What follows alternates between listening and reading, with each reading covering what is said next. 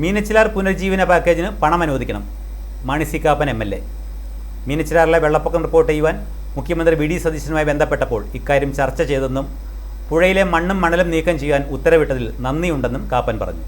രൂക്ഷമായ വെള്ളപ്പൊക്കവും മഴക്കെടുതികളും ഒഴിവാക്കാൻ മീനച്ചിലാറിന്റെയും അനുബന്ധ തോടുകളുടെയും ആഴവും വീതിയും വർദ്ധിപ്പിക്കണമെന്നും അതുവഴി ലഭിക്കുന്ന എക്കൽ മണ്ണ്, മണൽ, കല്ല് എന്നിവ ലേലം ചെയ്താൽ 250 കോടി രൂപ സർക്കാരിന് ലഭിക്കുമെന്നും മാണി സി കാപ്പൻ. സർക്കാർ ഖജനാവിലേക്ക് ലഭിക്കുന്ന തുകയുടെ 25% ബന്ധപ്പെട്ട തദ്ദേശ സ്വയംഭരണ സ്ഥാപനങ്ങൾക്ക് വികസനാവശ്യങ്ങൾക്കായി നൽകണമെന്നുമാണ് MLAയുടെ നിർദ്ദേശം.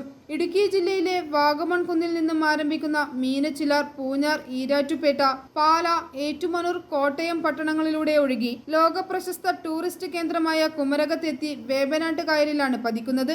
അപ്രതീക്ഷിതമായി ഉണ്ടായ പേമാരിയിലും വെള്ളപ്പൊക്കത്തിലും കോടിക്കണക്കിന് രൂപയുടെ നാശനഷ്ടം സംഭവിക്കുന്നത് കൂടാതെ നിരവധിയായ മനുഷ്യജീവനുകളും പൊലിയുന്നു. കൃഷിയും കന്നുകാലികളും നഷ്ടപ്പെടുന്നത് കൂടാതെ നിരവധി വീടുകളും കൃഷിഭൂമിയും ഒലിച്ചു പോകുന്നു. ഗാർഹിക മാലിന്യങ്ങൾ മൂലമുണ്ടാകുന്ന ജലമലിനീകരണത്തിന്റെ ദുരന്തഫലങ്ങളാണ് മാരക രോഗങ്ങളും പകർച്ചവ്യാധികളും.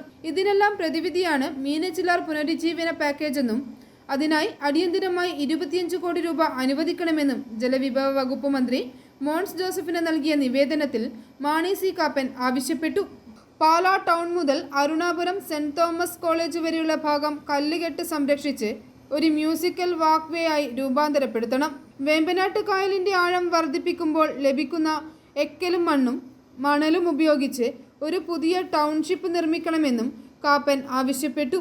മീനച്ചിലാറിലെ വെള്ളപ്പൊക്കം റിപ്പോർട്ട് ചെയ്യാൻ മുഖ്യമന്ത്രി VD സതീശനുമായി ബന്ധപ്പെട്ടപ്പോൾ ഇക്കാര്യം ചർച്ച ചെയ്തെന്നും പുഴയിലെ മണ്ണും മണലും നീക്കം ചെയ്യാൻ ഉത്തരവിട്ടതിൽ നന്ദിയുണ്ടെന്നും കാപ്പൻ പറഞ്ഞു. i4 news, Pala.